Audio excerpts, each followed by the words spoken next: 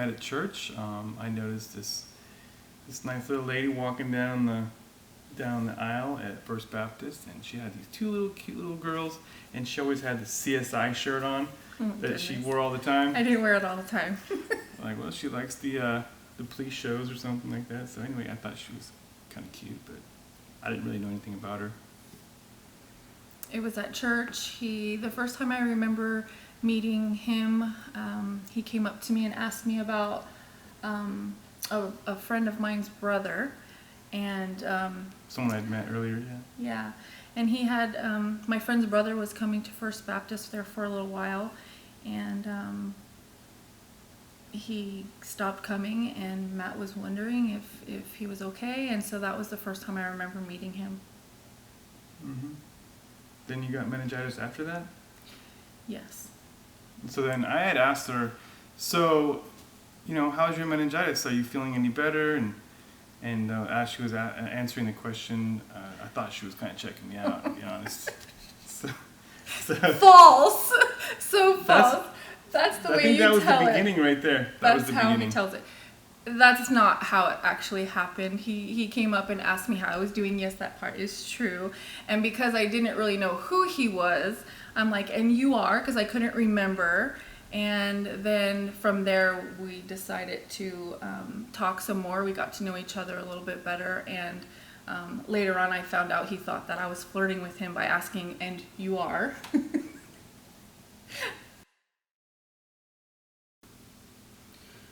We started dating, I want to say April of 2005. Yeah, but you have to tell the pizza story.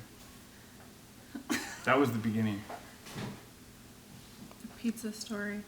Okay, so my daughters actually previously met Matt way before I did. My youngest daughter, Haley, watched our now son, Eric, in the nursery when he was 4. And my oldest daughter, Caitlin, met Matt at an Easter celebration up at our pastor's house. And he was pushing her on the swing. And both of my kids had mentioned what a nice person Matt was. So one day after church, my oldest daughter, Caitlin, said, "Can we ask Matt and his son to come with us to pizza?" And I said, "Sure, if you want to invite him, we can invite him." And so I did. And Matt's like, "Yeah, sure, let's split a pizza." Yeah. That's how it went. And then from there, really, we saw each other every day for about 30 days. Really, Yeah, that was the beginning. It was every day. It was 30 days straight. And so that's when we kind of thought, maybe there's something going on here. Yeah.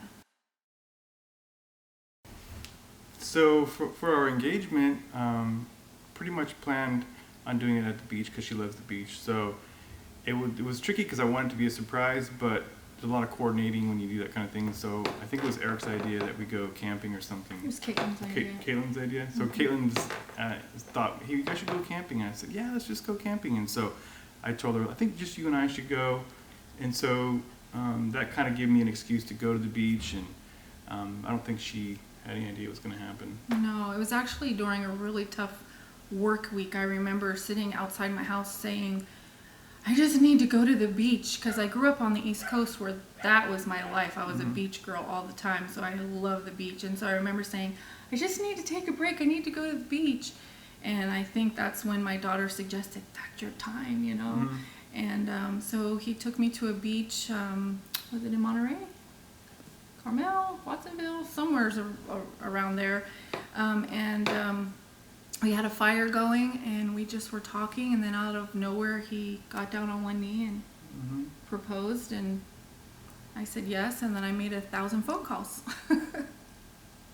I called your mom first, of course. Yes, you did. I called my mom. I think it's really key because marriage is hard, and part of staying together and getting to know each other is that not just commitment, but that covenant. Without the covenant, it's easy just to say, hey, we had a big argument, a big fight. It's easy as the world goes, just give up. But we know that when things get tough, we still have that covenant, and we're in for the long haul. And I think that's been really important sometimes because it's not easy to blend a family. Absolutely. Being on both sides of it, as it states in the book, I was married before, and we had our 2 girls together, and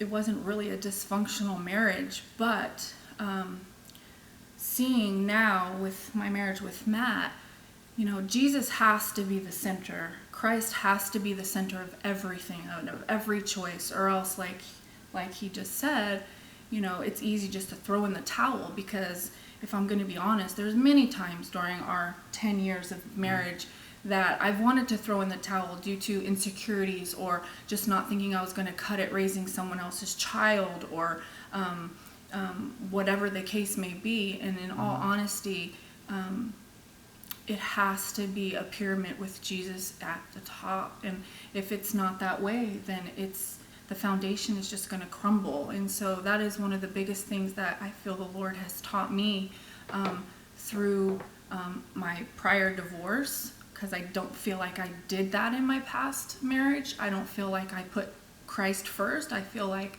I put my spouse and my children first, and I feel like God really taught me something there, to where coming into my relationship with Matt and going through our marriage counseling, it just reaffirmed, you know, Christ has to be number one. Mm-hmm. We don't have a love song. I don't think so. We don't. Do we? Well, Broken Road was our wedding song, and that really does say a lot about where we came from with past relationships, and how our road was broken, and how God led me to you. And that song is very special to me, because it is very true. And again, having a blended family and raising children, I hope that this video will encourage other marriages that are blended to continue to seek godly counsel from day one. I think that's where we went a little wrong. We made some assumptions in blending that we didn't really know what we were doing. Yeah, and you know, that song just really is an anthem for me, for our relationship, for our marriage. Mm-hmm. And you know, there's a lot of struggles, there's a lot of surrendering, but when I listen to that song, I see that it's totally worth it, because God put us together for a reason.